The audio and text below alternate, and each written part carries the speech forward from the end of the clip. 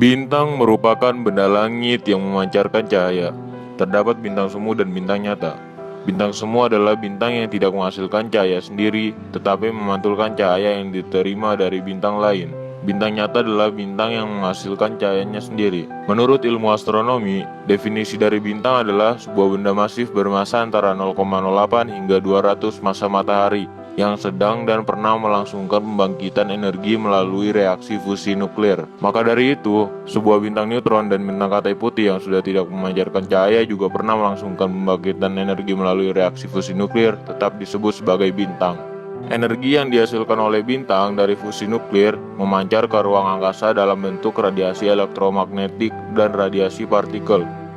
Radiasi partikel yang dipancarkan bintang terwujud dalam bentuk angin bintang atau stellar wind. Bintang bersinar sangat terang akibat produksi energi pada intinya, yang menggabungkan dua atau lebih inti atom dan membentuk inti atom tunggal unsur yang lebih berat serta melepaskan foton sinar gamma dalam prosesnya. Begitu energi ini mencapai lapisan luar bintang, energi ini berubah ke dalam bentuk lain, energi elektromagnetik yang berfrekuensi lebih rendah. Misalnya cahaya tampak atau spektrum warna. Astronom-astronom awal seperti Tycho Brahe berhasil mengenali bintang-bintang baru di langit, kemudian dinamakan novae, menunjukkan bahwa bintang-bintang tersebut tidaklah kekal.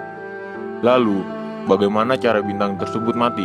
Atau pertanyaan bagusnya adalah, bagaimana siklus kehidupan bintang?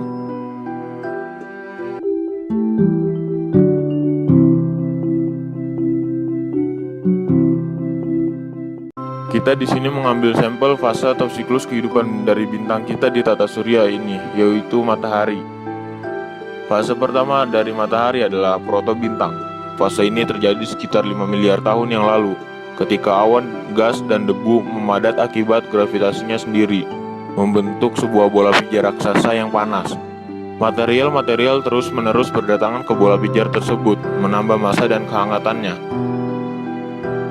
Fase kedua dari matahari adalah reaksi fusi pertama, yaitu ketika massa matahari sudah cukup besar untuk membentuk reaksi fusi, sebuah reaksi di mana 4 atom hidrogen bersatu membentuk helium dan energi. Energi yang dihasilkan sangat besar, awan gas di sekitar matahari tertiup angin surya. Fase ketiga dari matahari adalah matahari yang sekarang kita lihat. Matahari terus memfusikan hidrogen menjadi helium sampai miliaran tahun dengan stabil. Setiap 100 juta tahun, kecerahan matahari akan bertambah.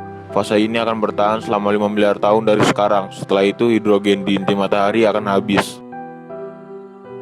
Fase keempat dari matahari adalah raksasa merah. Matahari kehabisan hidrogen di intinya, menyebabkan gravitasi menang sementara. Tapi akibat itu, helium di inti matahari terfusikan menjadi karbon dan lain-lain. Energinya sangat kuat, hidrogen di luar inti matahari ikut terfusi. Matahari mengembang menjadi raksasa merah akibat itu, menelan Merkurius dan Venus, dan akhirnya bumi pun sekarat. Fase kelima dari matahari adalah nebula planet. Setelah matahari kehabisan helium di intinya, tidak terjadi apa-apa lagi. Yang tersisa hanyalah karbon yang tidak bisa difusi karena tekanan dari massa matahari kurang. Pada akhirnya, matahari melepaskan bagian luarnya. Bagian luarnya menjadi nebula yang sering disebut sebagai planetary nebulae atau nebula planet. Keenam dari matahari adalah katai putih. Setelah nebula planet yang terbentuk sebelumnya tidak bersinar lagi, yang bisa kita lihat hanyalah katai putih. Katai putih sendiri adalah inti matahari kita. Katai putih sangatlah padat meskipun ukurannya hanya sekecil bumi, tapi ia mempunyai massa separuh massa dari matahari sekarang. Fase ketujuh dari matahari adalah katai hitam. Setelah triliunan tahun, karena ia tidak menghasilkan energi sendiri, panas yang ia punya akan hilang seiring waktu. Pada akhirnya hanya katai hitam yang tertinggal, bola padat tak bercahaya yang dingin tanpa harapan. Untuk bintang-bintang lain yang lebih masif dari matahari, memiliki massa 10-20 kali massa matahari. Setelah fase red giant, bintang tersebut akan mengalami ledakan supernova dan membentuk sebuah bintang yang maha padat serta kecil, yaitu bintang neutron.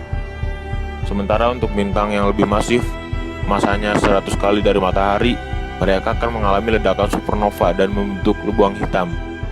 Kita akan bahas ini nanti, sementara kita melihat matahari yang cerah sebelum ia memasuki fase red giant.